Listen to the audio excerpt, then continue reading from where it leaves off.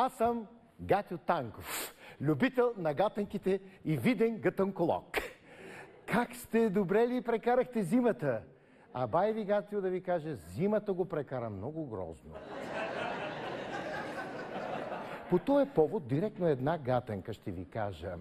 Пали гуми, кола не е. Що е то? Бай ви, Гатю, през зимата. Да.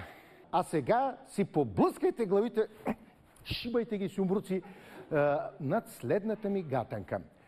Денем лае, нощем плува, що е то?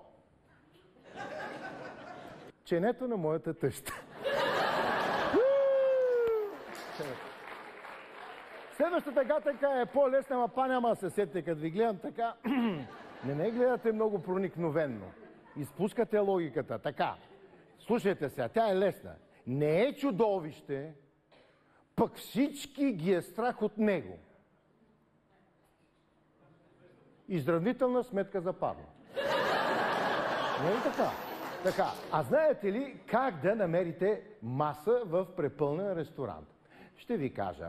Маса се намира, като разделим енергията на квадрата на скоростта на светлината във вакуум.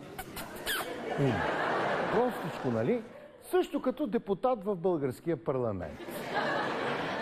Само на просто отговаря. Между другото, знаете ли колко депутати може да затворите в една празна килия? Само един. Няма да е празна след това килия.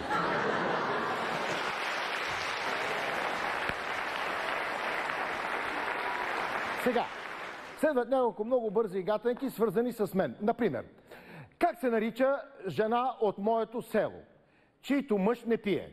Вдовица. Така. Не е смешно, ама е така. А каква е разликата между телевизора ми и нощното ми гърне? От телевизора имам кръгове под очите, а от нощното гърне, като стане, имам кръг... Чещате се, да. Последна гатака. На изправо фактически дяд, как се казва. Тръгнал, стекнал нос през гората гол, фактически, а че и бос. Що е то? Бай ви, Гатю, който като изтине го хващат лудите и тръгва като самодива из гората да събира гъби и билката бабини зъби. Айде, чао!